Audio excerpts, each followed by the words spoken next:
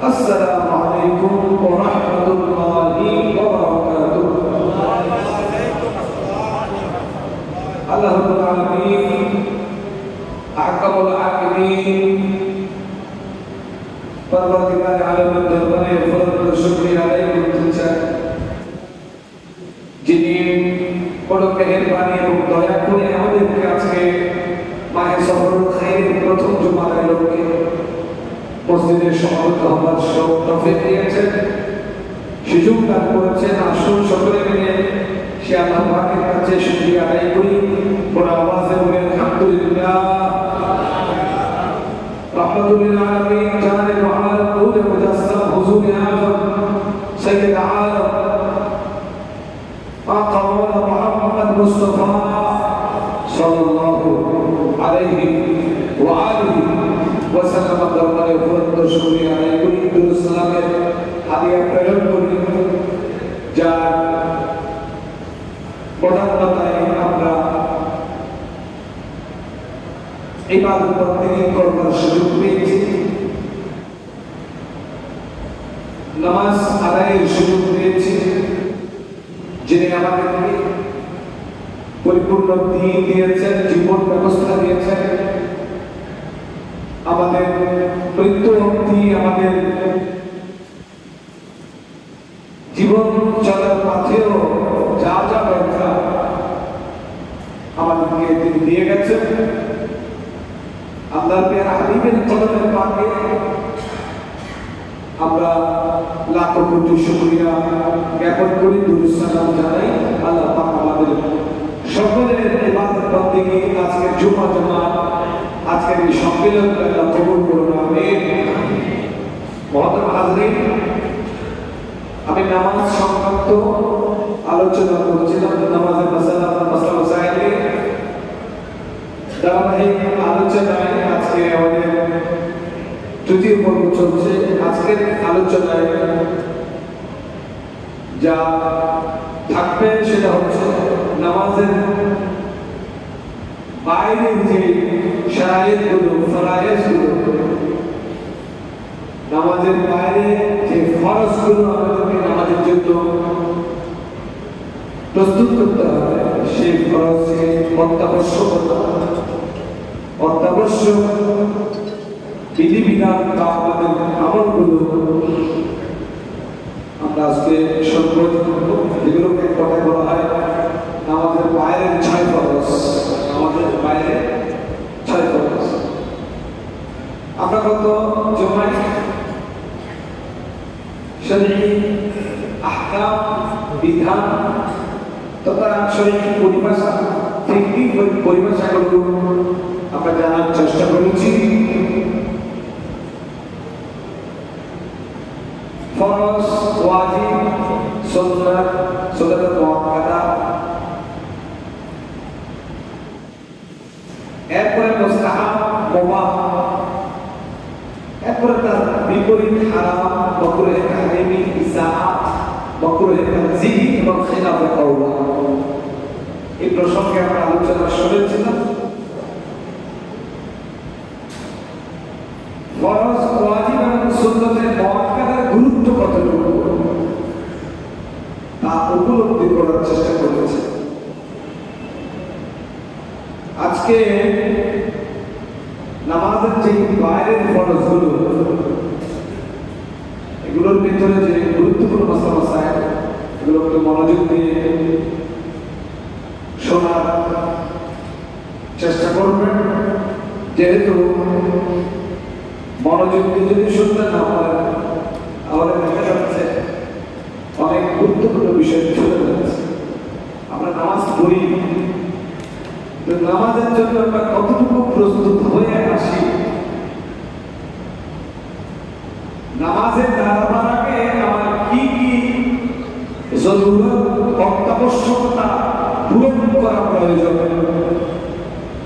আমরা সেদিকে লক্ষ্য রাখছি না। অনেক সময় দেখে আছে নামাজে দাঁড়িয়ে যাচ্ছি। নামাজ এটা হালকা মামুলি বিষয় নয় যে আমি ইচ্ছে হলে নামাজ পরে করবো, নামাজ পড়তে থাকবো। নামাজে দাঁড়াবার আগে, মসজিদে আসার আগে, জায়নামাজে দাঁড়াবার আগে আমার অনেক সেই করণীয়গুলোকে বলা হচ্ছে নামাজের বাইরের ফরজ, 6 ফরজ। তখন 1 নম্বর হলো তাহারা, তাহারা মানে পবিত্রতা অর্জন করা। 2 নম্বর হলো সতরে আওরাত, সতর থাকা।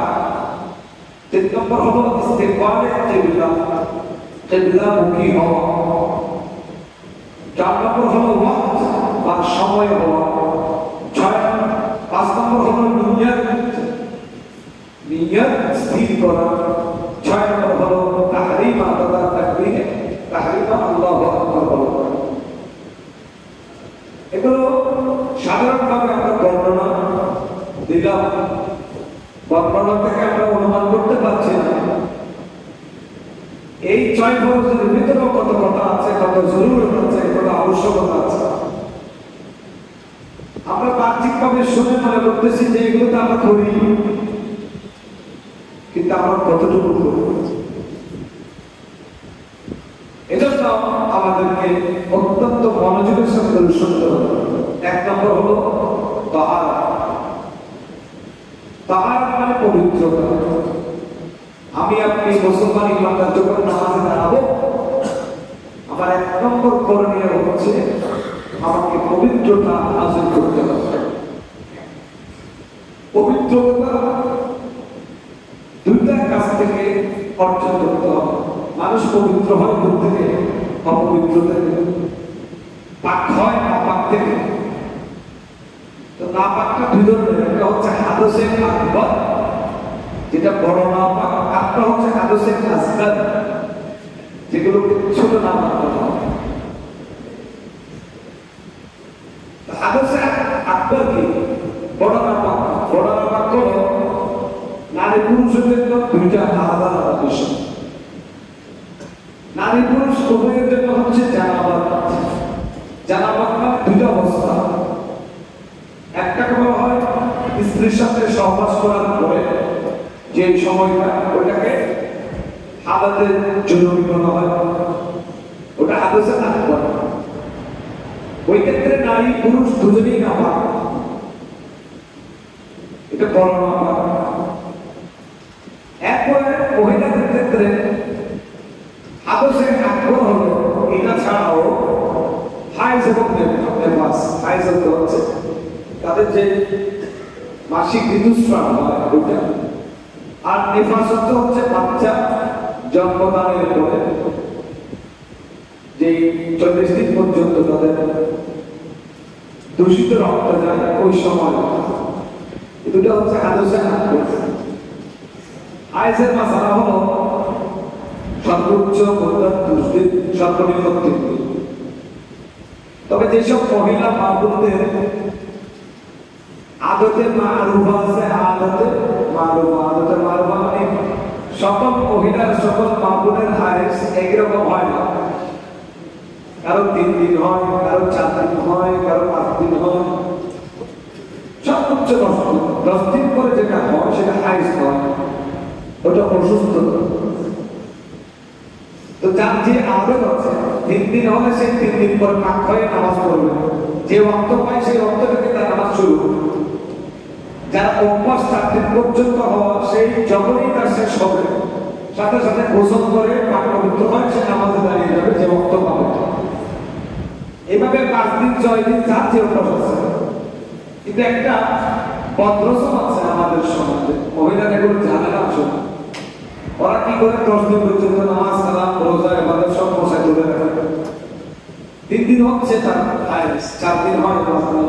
এতে নামাজ পড়ে না 10 দিন, রোজা রাখে না 10 দিন, এমনকি ফরজ রোজা পর্যন্ত লা হাওলা ওয়ালা কুওয়াতা ইল্লা বিল্লাহ। এই কাজটা কেন হয়? এটা হয় অজ্ঞতা থেকে, না জানার কারণে। তাদের কাছে এগুলো জানিয়ে দেওয়া আমাদের দায়িত্ব। কারণ সকলের মা বোন আছে, সকলের স্ত্রী সন্তান আছে, এগুলো শরীয়তের আবশ্যকীয় জরুরি মাসালা। জরুরি মাসালা শেখার ক্ষেত্রে লজ্জা পাইলে নাপাক অবস্থায় তাকে নামাজ পড়তে হবে, নাপাক অবস্থায় তাকে ইবাদত করতে হবে, কারণ সে মশলা জানে না। এই কারণে এগুলো তাদেরকে জানিয়ে দেওয়া দরকার, শিখিয়ে দেওয়া দরকার। রমজান মাসে অনেক মহিলাকে দেখা যায় 10 দিন পর্যন্ত রোজা রাখে না, নাউযুবিল্লাহি মিন যালিক। তার হাইজ কি 10 দিন পর্যন্ত হয়?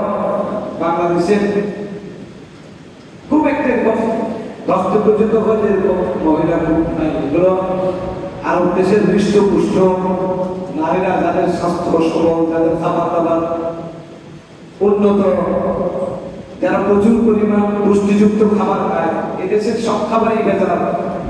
একটা কম খাইতে গেলে সেখানেও ভেজাল, একটু প্রসেস করুন, কত ভেজাল করে বানাইছে। এক কাপ চা খাইতে গেছেন আপনি দুধ দিয়ে, ওখানে দুধই নেই।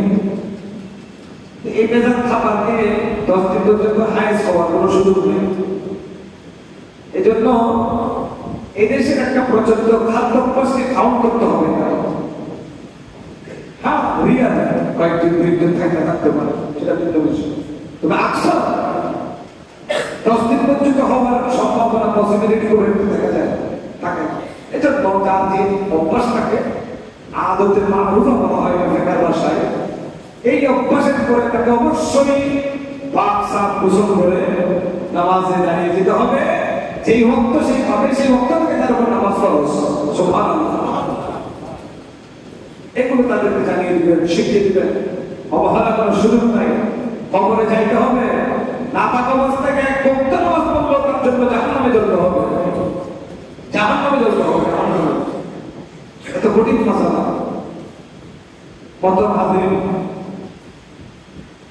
হাদিসে আকবর নারী পুরুষের জন্য আলাদা করে বললাম। হাদিসে আসগর কি? হাদিসে আকবর মানে বড় নাপাক। হাদিসে আসগর তো হচ্ছে ছোট নাপাক। ছোট নাপাক মানে বেউযু অবস্থায় থাকে, শরীরে পাক আছে, সব ঠিক আছে, হালতে জুনুবিও নেই, অর্থাৎ সহবাস করার পরে যে সময়, ওই সময় নয়, এটা নারীদের হাইজের ভাষা নয়, এটা স্বাভাবিক অবস্থা, বেউযু অবস্থায়। ওই বেউযু অবস্থায় ওটাকে বলা হয় হাদিসে আসগর। তো নামাজের জন্য আপনাকে হাদিসে আকবর থেকেও পবিত্র হতে হবে, হাদিসে আসগর থেকেও মুক্ত হতে হবে। সুবহানাল্লাহ। দুটো জিনিস জানলাম আমরা। 3 নম্বর, নামাজি ব্যক্তির শরীরে নাজাসাতে গলিজা, নাজাসাতে খফিফা দুইটা আছে। নাজাসাত মানে নাপাক, গলিজা মানে কঠিন নাপাক, খফিফা মানে হালকা নাপাক। কোনটা কঠিন নাপাক, কোনটা হালকা নাপাক, তো দীর্ঘ আলোচনা, সংক্ষিপ্ত 1/2 ঘন্টা 30-40 মিনিটের বক্তব্য, এগুলো বলা সম্ভব না। এগুলো আলাদা ক্লাস করতে হয়। আমি যখন ক্লাসে পড়াই এগুলো দীর্ঘক্ষণ ধরে, ঘন্টা 2 ঘন্টা 3 ঘন্টা করে একটা করে বুঝাই যেতে অনেক লম্বা মশলা। তো সংক্ষিপ্ত ভাবে এটুকু বলি, নাজাসাতে গলিজা হলো আপনার কাপড়ে, শরীরে, কাপড়ে, শরীরে পয়সা আছে না, পয়সা দিরহাম, আমাদের দেশে 5 টাকার পয়সা আছে, 1 টাকা 2 টাকার পয়সা আছে, ও দিরহাম সম পরিমাণের একটা মিকদার বলা হয়েছে পরিমাণে। সেই পরিমাণ নাপাক যদি, একটা পয়সা পরিমাণ নাপাক যদি আপনার শরীরে লেগে যায়,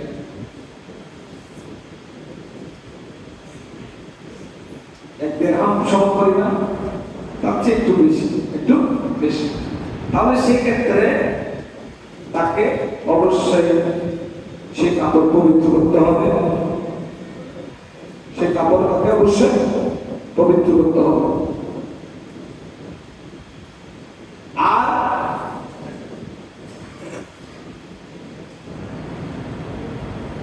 নাজাসাতে খফিফা, নাজাসাতে খফিফার ক্ষেত্রে বিষয় হলো শরীরের যে অংশে লেগেছে সেই অংশের 4 ভাগের 1 ভাগ, 4 ভাগের 1 ভাগ এর চেয়ে যদি বেশি লেগে যায়, তাহলে তাকে অবশ্যই তার থেকে পাক সাফ হতে হবে। সুবহানাল্লাহ। তাহলে নাজাসাতে গলিজা, নাজাসাতে খফিফা আমরা বুঝলাম। এরপরে আসুন, নামাজি ব্যক্তি যেই জায়গায় নামাজ পড়বেন সেই জায়গাটা পবিত্র হতে হবে।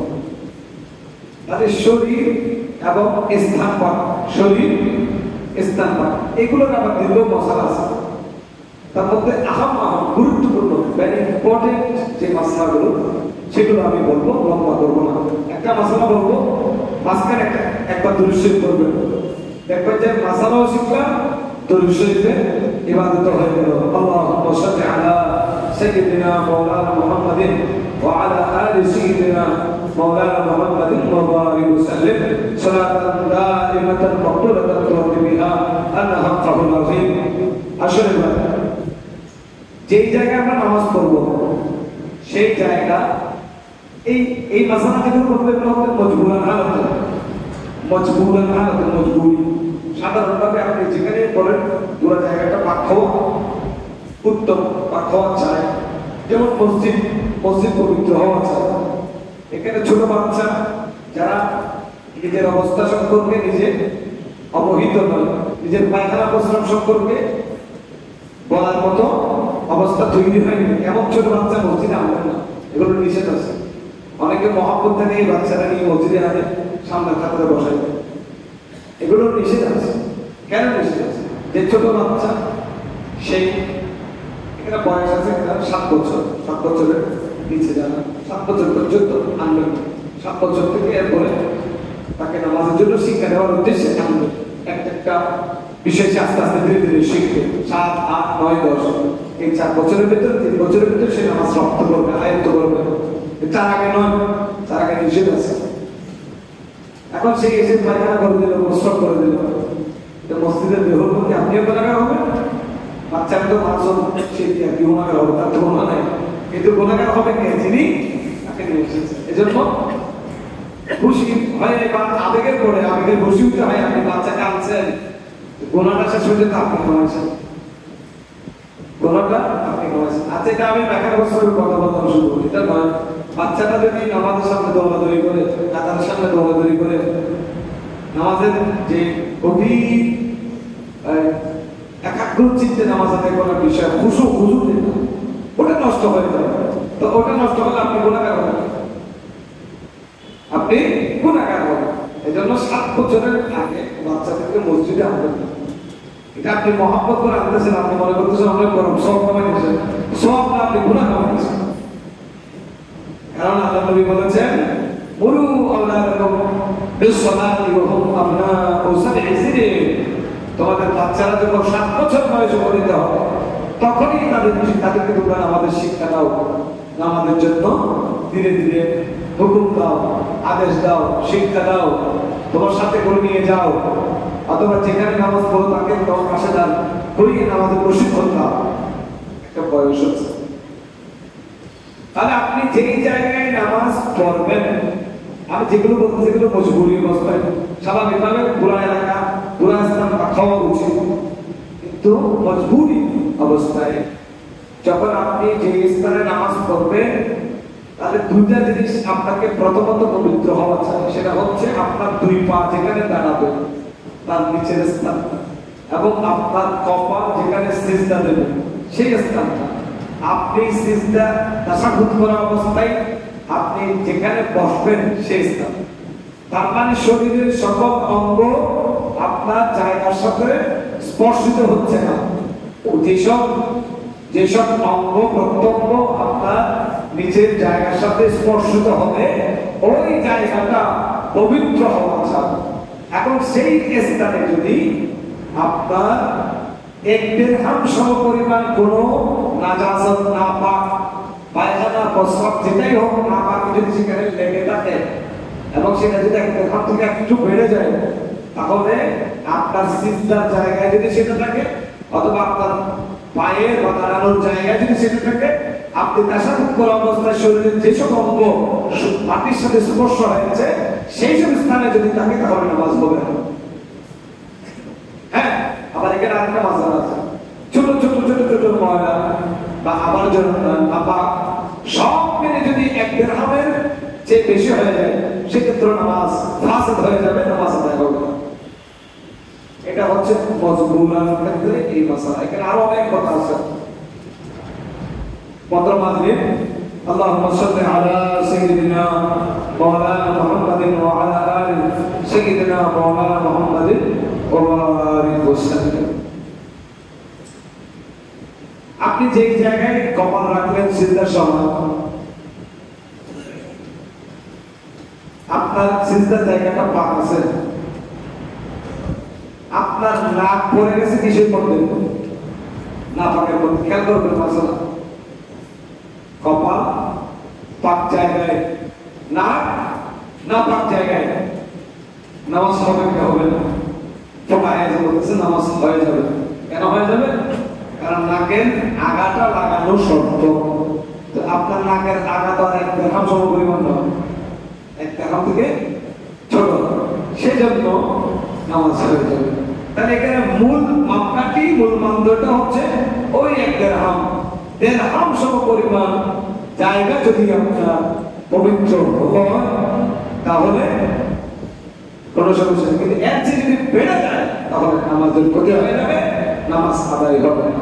এজন্য আমাদেরকে আমাদের নামাজের জায়গাটা পাক আছে কিনা, আপনি মসজিদে পড়তেছেন, এখানে পাক করে নিচ্ছে, সাফ করে নিচ্ছে।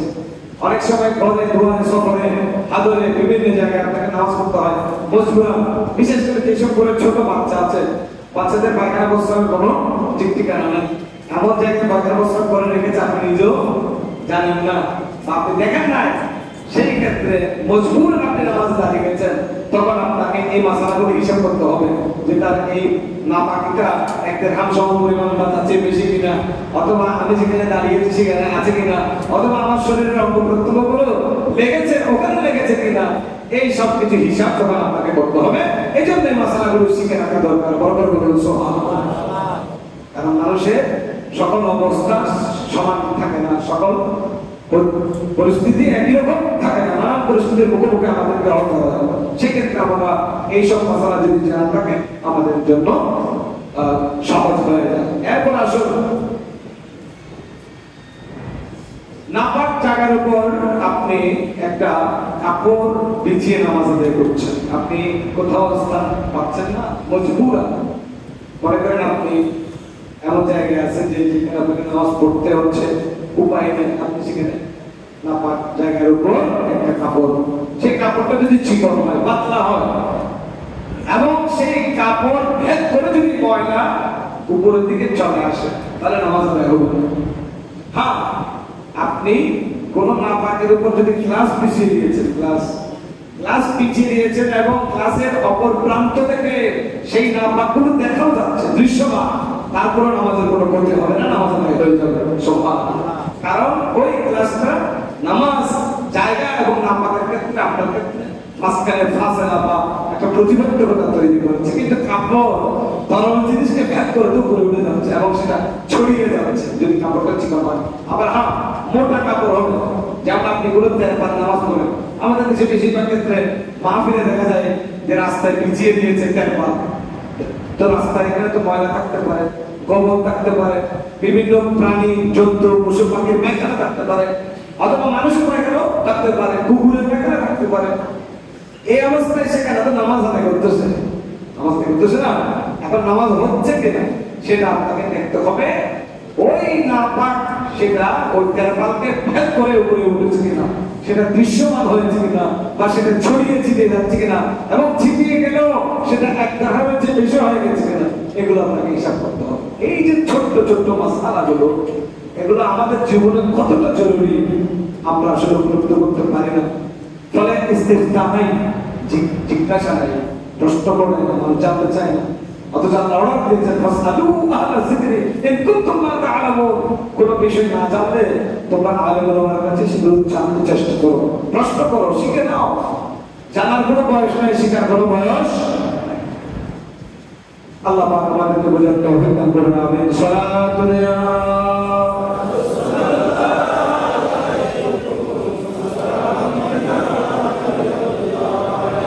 आपके फरकत ने मारा या नबी, दिलों बातों से दोबारा या नबी, सलातुन या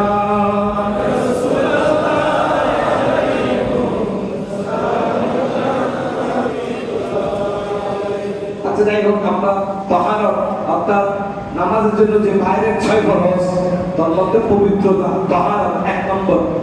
এটা কিছু মাসলা মাসাইল শিখলাম। এখানে দুটো জিনিসই জরুরি, শরীরেও পাক হতে হবে, যে স্থানে আপনি নামাজ আদায় করবেন সেটাও পাক হতে হবে। সুবহানাল্লাহ ওয়া বিহামদিহি। এজন্য নামাজ পড়ার আগে আপনাকে একটু ভাবতে হবে কোন কারণে আপনার শরীরে নাপাক আছে, অথবা আপনি অপবিত্র ছিলেন কিনা। আপনি অপবিত্র অবস্থায় ঘুমিয়ে গেছেন, মনে করেন কেউ স্ত্রী সহবাস করছে, করার পরে ঘুমিয়ে গেছে, অতটুকুতে ঘুমিয়ে যাওয়ার পরে ঘুম থেকে উঠে তার মনে ছিল না যে তার স্ত্রী সহবাস করছে, সে তাড়াতাড়ি উজু করে নামাজে দাঁড়িয়ে গেছে, তাহলে সে বিরাট একটা গুনাহ এবং সে একটা বিপদের মুখোমুখি হতে চলেছে। এজন্য মাসালা হলো স্ত্রী সহবাস করার সাথে সাথে গোসল করা। সুবহানাল্লাহ। যতক্ষণ পর্যন্ত এই নাপাক হালতে থাকে ততক্ষণ পর্যন্ত আল্লাহর ফেরেশতারা আলো দিবেন। এই মাসালাগুলো অনেকে জানেন। আকসর মানুষ রাতে স্ত্রী সহবাস করলো, সারা রাত নাপাক অবস্থায় ঘুম, ফজরের নামাজ তো পড়ে না, 8টা-10টা বাজে উঠে গোসল করতে, লা হাওলা ওয়ালা কুওয়াতা ইল্লা বিল্লাহ। এগুলো কোনো মুসলমানের চরিত্র হতে পারে। ইমানদার মানে সে সবসময় পাক থাকবে, সে সবসময় পবিত্র থাকবে। শীত হোক, বরফের দেশে হোক, তুষারপাত হোক, যে অবস্থায় হোক না কেন আপনাকে চেষ্টা করতে হবে গোসল করার। আপনি অসুস্থ হলে গরম পানি দিয়ে করবেন, আপনার পাক হয়ে যাবে। একেবারে মজবুরি হাল, মৃত্যু সংখ্যা আছে, রোগ বৃদ্ধির আশঙ্কা আছে, বিকল্প ব্যবস্থা নেই, সেটা ভিন্ন কথা। সেই সময় বলা হয়েছে অন্তত উযু করে শরীরে নাপাক যেগুলো লেগেছে সেগুলো ধুয়ে পরিষ্কার করে উযু করে হলে থাকতে বলছে। মজবুরি হাল, উযু অবস্থায় হলো থাকতে বলেছে, গোসল করতে না পারলো। উযু যদি পানি দিয়ে করতে না পারে, তায়াম্মুম করতে বলা হয়েছে পানি দিয়ে। আর তো নাপাক অবস্থায় থাকা যাবে না। এগুলো গুরুত্বপূর্ণ। ভারতের ইয়াতে গেছিলাম ত্রিপুরায়, বিশালগড়, ইন্দ্রনগর, আগরতলা, এইসব এলাকায় আমি অনেক মাহফিল করছি। 2013 সালে ভারতের ছিলাম। ওখানে খুব এবারে মুসলমানের সংখ্যা একেবারে কম, 8% মুসলমান। আমাদের বাংলাদেশের কুমিল্লা ফেনীর সাথে লাগানো এটা এদিকে আছে। আওয়াজ খোলা এখানে মুসলমান যারা, তারা তো একেবারে নিম্ন পেশার, তাদের খুব উন্নত পেশা দেয় না, ওরা খুব প্রেশারের মধ্যে রাখে। এরা মিস্ত্রি, কাঠ মিস্ত্রি, এই সেই কোনো উচ্চ পদস্থ পদে কেউ নাই। ওখানে আমি যা উপলব্ধি করলাম, খুবই অবাক হলাম যে স্ত্রীর সাথে সহমত সহবাস করার পরে যে গোসল করা ফরজ, এই কথা অনেকে জানে না। তাদের কাছে পৌঁছায় না। এটা শরীর পাকের জন্য কত জরুরি জিনিস এটা আমাকে জানা।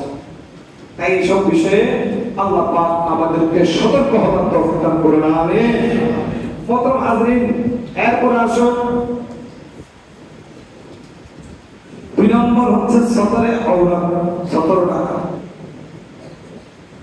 सतर माने की सही तारा सतर का माना है छुपाना, गोपन करा, हाइड करा। যে জিনিসটাকে গোপন করতে হয় সেটাকে সতর বলা হয়। সুবহানাল্লাহ। আমাদের শরীরে এমন কিছু অঙ্গ আল্লাহ দিয়েছেন, এমন একটা সীমারেখা দেহের ভিতরে বডি স্ট্রাকচারে দিয়েছেন, যেটা আমাকে আপনাকে ঠিক রাখতে হবে, ঢেকে রাখা ফরজ। সুবহানাল্লাহ। এটা নামাজের হালতে হোক, নামাজের বাইরের অবস্থায় হোক, যে কোনো সময় একটা সতরের অর্থ গোপন রাখা। আর औरत माने गोपन रखा। औरत आइन वो राता औरत, तो औरत के एक नारीদের কে औरत বলা হয়, আরবিতে মহিলাদেরকে औरत বলা হয়, উর্দুতেও औरत বলা হয়, আবার হিন্দিতেও একটা যারা औरत বলতেছে, আবার লড়কিও বলে, লড়কি, লড়কা, লড়কি। তো औरत কে औरत বলা হয় কেন? औरत কে औरत এই জন্য বলা হয়, আল্লাহর জ্ঞান হাবিবের হাদিস আছে, ইমাম আবু ঈসা তিরমিজি রাহমাতুল্লাহ আলাইহি একটা হাদিস নকল করেছেন জামিউ তিরমিজি অথবা সুনান তিরমিজিতে, যে সাইয়েদনা আব্দুল্লাহ ইবনে আব্বাস রাদিয়াল্লাহু তাআলা আনহুমা থেকে হাদিস রবায়াত, হুজুর আকরাম সাল্লাল্লাহু আলাইহি ওয়াসাল্লাম ইরশাদ করেছেন যে औरत औरती, সুবহানাল্লাহ, মানে औरत हो औरत, तो औरतকে औरत এজন্য বলা হয়েছে কারণ এটা গোপন করার জিনিস। মহিলারা যখন ঘর থেকে বের হয় বা সতর থেকে বের হয়ে যায়, পর্দাকে ডিঙ্গিয়ে যখন সে বেপর্দার জগতে চলে যায়, লজ্জা শরম হায়া এগুলোকে বাদ দিয়ে যখন সে লজ্জাহীন অবস্থায় যখন সে পুরুষের সামনে বেপর্দা চলে আসে, তখন শয়তান তার দিকে দ্রুত গতিতে দ্রুত বেগে তাকে সহযোগিতা করতে এগিয়ে আসে। নাউযুবিল্লাহি মিন যালিক। এজন্য বেপরদা মহিলাদের দেখবে যে এদের কোনো শরম নাই। এদের যদি আপনি হাজার আপনি লজ্জা দেন, শরম দেন, ধিক্কার জানান, ঘৃণা জানান, এদের ভেতরে লজ্জা বলতে কিচ্ছু আসবে না, কারণ সেই লজ্জাটা বহু আগে হারিয়েছে। তার লজ্জাকে শয়তানে খেয়ে ফেলছে, তার লজ্জাকে শয়তানে খেয়ে ফেলছে। বরং সেই তার লজ্জাকে প্রকাশ করবার জন্য আপনার সাথে খারাপ ব্যবহার করবে। আপনি যদি তাকে কোনো সময় একটু বলেন যে এই কাপড় পরছো কেন বা এই অবস্থায় কেন আপনি পর্দা করেন, নিজের শরীরটাকে ডাকেন, তখন ওই মহিলা আপনাকে বলবে যে বেশি ফতোয়া দিও না। নাউযুবিল্লাহ। ফতোয়া কি বান্দায় দিয়েছে নাকি আল্লাহ দিয়েছে? আল্লাহ তো বহু আগে ফতোয়া দিয়েছেন, আল্লাহ নবী দিয়েছেন। এজন্য মহিলা যখন বেপরদা চলাফেরা করতে চায়, শয়তান তাকে সহযোগিতা করে, সে তৃপ্তি পায় ওটাতে। সে মনে করে যে আমার এটার ভিতরে অনেক গর্ব আছে, অহংকার আছে, আমার তারপর আছে, সাহস আছে। এটা একটা সাহসের বিষয়। বেপরদা মহিলাকে আবার অনেকেই অ্যাপ্রিশিয়েট করে যে আপনি দুঃসাহসী মহিলা, এদেরকে বলা হচ্ছে দুঃসাহসী মহিলা।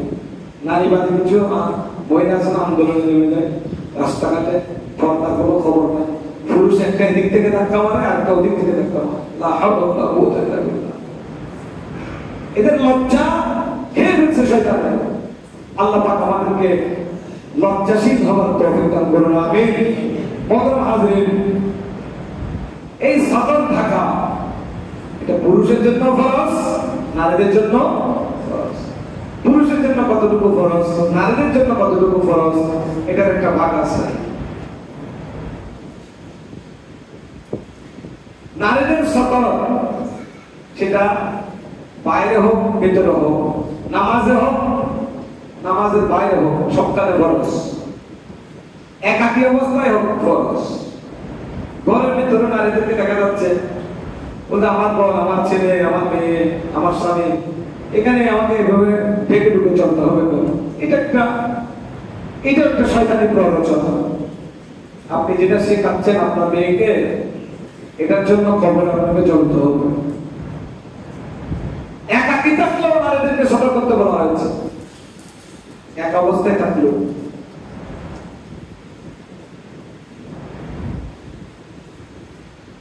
এক অবস্থায় নারীদেরকে সতর্ক করতে হবে, নামাজ অবস্থায় সতর্ক করতে হবে, নামাজের বাইরে সতর্ক করতে হবে, নিজেকে ঢাকতে হবে। ক্ষণিকের জন্য, সামান্য সময়ের জন্য এসে দুনিয়াতে এত গুনাহ করা, এত অন্যায় কাজের সাথে, গুনাহের সাথে, পাপের সাথে লিপ্ত হওয়ার দরকার থাকে। এটা তো আমার চিরস্থায়ী জগৎ নয়। এই জন্য দুর্রে মুখতার, রতুল মুখতার, সে ফতোয়া কিতাবের আমি রেফারেন্স বলতেছিলাম, সময় কম। ইজমা নারীদের জন্য সতর্ক করা ফরজ, নিজের শরীর থেকে রাখা ফরজ। এটা স্বামীর সামনে হোক, সন্তানের সামনে হোক, মেয়ের সামনে হোক, যার সামনে হোক না কেন, তাকে ঢেকে ঢুকে চলতে হবে। কারণ আপনার সন্তান যখন বড় হয়ে যায়, আপনার ছেলে 12 বছর 13 বছর, সে বালেগ হয়ে গেছে, আপনি যে তাকে তার শরীর, আপনার শরীরটা দেখাচ্ছেন গোপন আনবে, আপনি সে দেখতেছে, এটার কারণে তার চোখের লজ্জা চলে যাচ্ছে, তার চোখের শরম চলে যাচ্ছে। আপনি মা হয় যদি তাকে এইসব, এই যে অশ্লীলতা, এটা আপনি তাকে শেখাচ্ছেন, বাইরে পর্দা করতেছেন, ওয়েলকাম। এটা আপনার সন্তান তো একটা মানব, এটা পুরুষ, তো পুরুষ পুরুষ পুরুষ থেকে আপনাকে সতর্ক করতে হবে। সে আপনার সন্তান হোক, সে যেই হোক, সতর্ক করতে হবে। আল্লাহ পাক আপনাকে বোঝার তৌফিক দান করুন, আমিন। মুহতারাম হাজিরিন,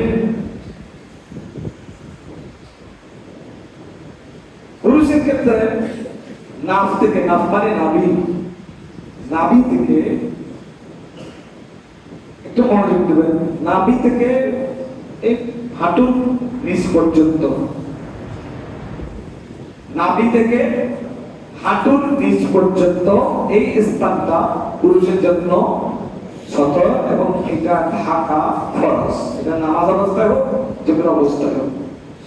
তবে নাভির যে ছিদ্র ওটা বিলেজমা ফোকাহাই গ্রামের মধ্যে ওটা সতরের অংশ নয়, ওটা কোনো কারণে দেখা গেলে সতর নষ্ট হবে না। নাভির নিচ থেকে, তবে হাঁটুকে সতরের অংশ করা হয়েছে, অর্থাৎ হাঁটুর নিচ পর্যন্ত, নিচে যাইতে হবে, হাঁটুর উপরে নয়। অনেকে থ্রি কোয়ার্টার প্যান্ট পরে, থ্রি কোয়ার্টার প্যান্ট পরে দেখা যায় যে সেটা হাঁটুকে ছেদ করছে, হাঁটুর উপরে চলে আসতেছে, হাঁটতে গিয়ে, বসতে গিয়ে, নড়তে গিয়ে। তাহলে এই স্থানটা সম্পূর্ণরূপে ফরজ। নামাজের মধ্যে এই স্থানের কোনো অংশ যদি দেখা যায়, এই স্থানকে 8 ভাগে ভাগ করা হয়েছে, ফকিরা 8 ভাগে ভাগ করছে। এখানে প্রত্যেকটা অংশকে আলাদা করে একটা অঙ্গ হিসেবে ধরা হয়েছে। এই অঙ্গের কোন অংশ যদি 4 ভাগের 1 ভাগ দেখা যায়, 4 ভাগের 1 ভাগের বেশি দেখা যায়, তাহলে তার জন্য তার নামাজ হবে না, নামাজ ফাসেদ হয়ে যাবে। এখন আসুন আমাদের প্রচলিত প্যান্ট পরার পদ্ধতি। আমাদের অনেক ভাইরা প্যান্ট পরে, যুবক ভাইরা প্যান্ট পরে, প্যান্ট গুলো এমন ভাবে সেলাই করে সেই যখন একটু নিচু হয় পেছনে নিতম্ব দেখা যায়, একটু নড়াচড়া করলে নিতম্ব দেখা যায়, একটু এদিক সেদিক করে দেখা যাচ্ছে, অথবা ত্রিকোণের পরে আসছে, মনে হাঁটু একটু এদিক সেদিক হলে হাঁটুর নিচের অংশটা করে উপরে চলে আসতেছে, তাহলে তার সতর দেখা যাচ্ছে। এই অবস্থায় তার নামাজ হবে না। এই জন্য ওইসব প্যান্ট পরবেন না নামাজের অবস্থায়। যেসব প্যান্ট পরলে আপনার নামাজ নষ্ট হয়। প্যান্ট সেলাই করার ক্ষেত্রে, কেনার ক্ষেত্রে আপনি মুসলমান হিসেবে, আপনি ইমানদার হিসেবে আপনার 1 নম্বর দায়িত্ব হচ্ছে প্যান্ট পরে আপনি নামাজ পড়তে পারবেন কিনা সেটা আপনি যাচাই করবেন। প্রত্যেকে ফ্যাশন এসেছে, কোন নায়কে পড়েছে এই হিসেবে আপনি করবেন না। আর আপনি মুসলমান, আপনাকে এক নামাজ আদায় করতে হবে। নামাজ আদায়ের জন্য আপনাকে অবশ্যই বিবেচনায় রাখতে হবে আপনার এই প্যান্ট পরে নামাজ হচ্ছে কিনা। আল্লাহ পাক আমাদেরকে সতর্ক হওয়ার তৌফিক দান করুন, আমিন। এরপর আসুন নারীদের জন্য সতর কি? নারীদের জন্য সতর হচ্ছে সমস্ত শরীর, পুরো শরীর, শুধু হাতের তালু, পায়ের তালু আর চেহারা ব্যতীত। হাতের তালু, পায়ের তালু, চেহারা ব্যতীত বাকি সমস্ত অঙ্গকে নামাজ অবস্থায় তাকে থাকতে হবে। পাতলা জর্জর না পড়ে নামাজ পড়ে যেতেছে, নামাজ খাওয়াতে দূরের কোথায়, এই নামাজের জন্য তাকে জাহান্নামে চলতে হবে। অবশ্যই এমন ভাবে নামাজ পড়ার কাপড় পরিধান করতে হবে যাতে তার এই অংশগুলো দেখা না যায়। দুররে মুখতার, রদ্দুল মুখতারে বিষয়গুলো একেবারে ক্লিয়ার করে বলা হয়েছে। দুররে মুখতার তো সবাই শামিল আছে। এরপরে নারীদের এই অংশগুলোকে 24 ভাগে ভাগ করা হয়েছে। তো যেসব নারী নামাজ পড়ার সময় বুকের এই অংশ, গলার এই অংশ দেখা যাচ্ছে, ঘাড় দেখা যাচ্ছে, হাতটা এখানে ধরে তুলে ধরতেছে, এখানে এই অংশটা পুরোটা দেখা যাচ্ছে, ওইসব নারী নামাজ হচ্ছে না। মেহেরবানি করে ধরে অবহিত করতে হবে, এসব বিষয় জানাতে হবে। নামাজ না হচ্ছে না এগুলো, কারণ এখানে একটা অঙ্গের 4 ভাগের 1 অংশ যদি বেশি দেখা যায়, 1/4, 4 ভাগের 1 অংশ, এখানে আর উল্টো বলা হয় রুকুর। এই অংশটা যদি দেখা যায় 4 ভাগের 1 অংশের বেশি অংশ দেখা যায়, তাহলে তার নামাজ সাথে সাথে ভঙ্গ হয়ে যাচ্ছে। আবার অনেককে দেখতেছি আসলে এগুলো কি বলতে হবে, যে আমি বলেছি নামাজের ফজাইল জানে, ফজাইল জানে না। অনেকে দেখেছি রিকশায় মানে চলন্ত অবস্থায় নামাজ পড়তেছে, রিকশায় নামাজ পড়তে কি নামাজ হবে? এগুলো কি নামাজ নিয়ে মশকারা শুরু হয়ে গেছে। বাসের মধ্যে অনেকে দেখতেছি নামাজ পড়তেছে, এগুলো ফেসবুকে আবার অনেকে ছাড়ে, অনেকে পা বাঁধে, অনেকে মনে করে অনেক বড় মুক্তাকি পরেশগার। বাসের ভিতরে নামাজ পড়ার কথা খুব দিতে হয়েছে চলন্ত অবস্থায়। গাড়িটা থামলে আপনি নামাজ পড়বেন, অথবা গাড়ি থামিয়ে আপনি নামাজ পড়বেন। মকান হতে হবে, মকান মকান স্থির জায়গা হতে হবে আমাদের জন্য। এই জন্য প্লেনে নামাজ পড়লে হবে না, ট্রেন নামাজ পড়লে হবে না। স্থির জায়গায় আপনি সেটা থামান, থামিয়ে তারপর পড়েন, সেটা প্লেনে পড়েন, ট্রেনে পড়েন, যেখানে পড়েন নামাজ হবে। কিন্তু আপনি চলতেছেন, চলতে চলতে চলতে নামাজ পড়তেছেন, এই স্থির অবস্থায় নামাজ পড়তে হবে। এই জন্য নামাজের বিরতি দেওয়া উচিত। মুসলিম দেশে নামাজের বিরতি দেওয়া উচিত, ট্রেনে হোক, বাসে হোক, প্রয়োজন ওখানে নামাজের ব্যবস্থা বগির ভিতরে করা উচিত। বাস থামিয়ে আশেপাশে মসজিদে নামাজ পড়া উচিত, থামিয়ে নামাজ পড়লে কোনো সমস্যা স্থির হতো, মকান হতো। রিক্সাকে এটা এমন এমন কঠিন যানবাহন যে যেখান থেকে নামা যাচ্ছে না, এটা রিয়ার ভিতরে পড়তেছে, গুনাহগার হচ্ছে, অথচ অনেকে এটাকে এসে পড়তেছে, ভালো দিচ্ছে। কেন? ও নামাজের ফজাইল জানে, নামাজ পড়লে ইবাদত হয়, আল্লাহ খুশি হয়, কিন্তু সেই জানে না যে নামাজ কোথায় করতে হবে, কিভাবে করতে হবে। মাসাইল জানে, ফজাইল জানে, মাসাইল জানে। এজন্য ফজাইল জানার চেয়ে মাসাইল জানাটা বেশি জরুরি। তো যেসব নারীদের গলা দেখা যাচ্ছে, কনুই দেখা যাচ্ছে, পায়ের উপরের অংশ দেখা যাচ্ছে, তাদের নামাজ হচ্ছে না, তাদেরকে এই বিষয়ে সতর্ক হওয়া উচিত। আল্লাহ পাক আমাদেরকে বোঝার তৌফিক দান করুন, আমিন। এভাবে 24 অংশ করা হয়েছে। একজন মহিলা সমস্ত দেহকে 24 ভাগে ভাগ করা হয়েছে। এই 24 অংশের কোন অংশ যদি 4 ভাগের 1 বেশি দেখা যায়। আচ্ছা, এখানে তো আরো অনেক কথা আছে, সেটা হচ্ছে যদি কোন অংশ, সতরের কোন অংশ দেখা গেছে, সেটা যদি 3 তাসবিহ সমপরিমাণ থাকে, সুবহানাল্লাহ সুবহানাল্লাহ সুবহানাল্লাহ, কয়বার বললাম? 3 বার। এই 3 বার বলতে যতক্ষণ সময় লাগে, সেই সময় পরিমাণ যদি খোলা থাকে, তাহলে তার নামাজ ফাসেদ হয়ে যাবে। ফতোয়া আলমগীরি, ফতোয়া শাফি, দুটো দিয়ে মশলা আছে। ফতোয়া আলমগীরি, ফতোয়া শাফিতে যে 3 তাসবিহ পরিমাণ। হ্যাঁ, তবে আলা হযরত ইমাম আহমদ রাজা ফাজলে বেরলভী রাহমাতুল্লাহ তিনি ফতোয়া রসবিয়াতে বলেছেন যে 3 তাসবিহ পরিমাণ নয়, সতর দেখা গেলেই তার নামাজ হবে না, নামাজ নষ্ট হয়ে যাবে। সতর দেখা গেলেই সেটা 3 তাসবিহ পরিমাণ হোক, তার চেয়ে কম হোক, দেখা মাত্র তার নামাজ ফাসেদ হয়ে যাবে। আল্লাহ পাক আমাদেরকে বোঝার তৌফিক দান করুন। আরো অনেক কথা আছে, আসলে একটা সব বিষয়গুলো আলোচনা করতে অনেক সময় লাগে। ইনশাআল্লাহ আগামী জুমায় আমরা ইস্তেগফারের কিবলা, আমাদের যে বাহ্যিক খরচগুলোর মধ্যে 3 নম্বর খরচ, যেটা বাহ্যিক খরচগুলোর মধ্যে 3 নম্বর খরচ যেটা, ওইটা নিয়ে আলোচনা হবে। এখানেও অনেক গুরুত্বপূর্ণ কথা আছে, অনেক গুরুত্বপূর্ণ মাসলা বোঝা যাচ্ছে। আল্লাহ পাক আমাদেরকে বুঝার তৌফিক দান করুন, আমিন। এবং আমাদেরকে নামাজ সম্পর্কে সতর্ক হওয়ার এবং নামাজ সম্পর্কে আরো বেশি বেশি জানার তৌফিক দান করুন, আমিন। ওয়া মা আলাইনা ইল্লাল বালাগ, দাঁড়িয়ে একটা দর্শনা করুন, সামনে একটা দোয়া করুন, সুবহানাল্লাহ।